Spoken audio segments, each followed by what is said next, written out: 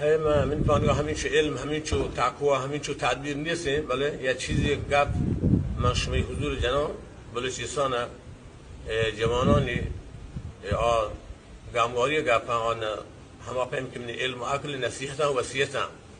بسم الله الرحمن الرحیم. تو گپا چم دار شروع کنم. شما بلوچ قوم یا وتی ترین یا قدیم ترین قومی دنیا تو اکا قبل چه اسلام ای سرزمین یه مدرمی قوم تاریکی، ولی ده هنچو علمه که ده حقیقی پیکر إذا حقيقي بيكر نبيتا، حقيقي بيكر ديني أمنيتي قومي سياسي بيكر جين نبيتا.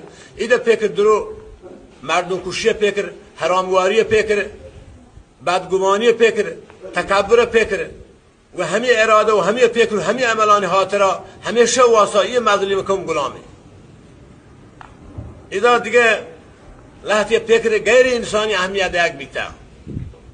إذا لحظه فکر عمل اراده غیر انسانی اهمیت در بیتکیه مردمی نشته ایدا گپ جان 200 سال پیسری گپون جنگن که منی پیروکا اینچو مردم کشته و اینچو رمگی سرحد آرته و اینچو گوکس بومپور آرته و اینچو باقی دشتری آرته و منا تایید کن تو منا بمانه تو منا احترام کنه یو گپیه نه اینا ما ترشتو تایید کنو همه پیروک همه عملی کتن غیر انسانی شی اصلا مستحق جهنم و لعنت راشی قابل صفت و تعریب نه.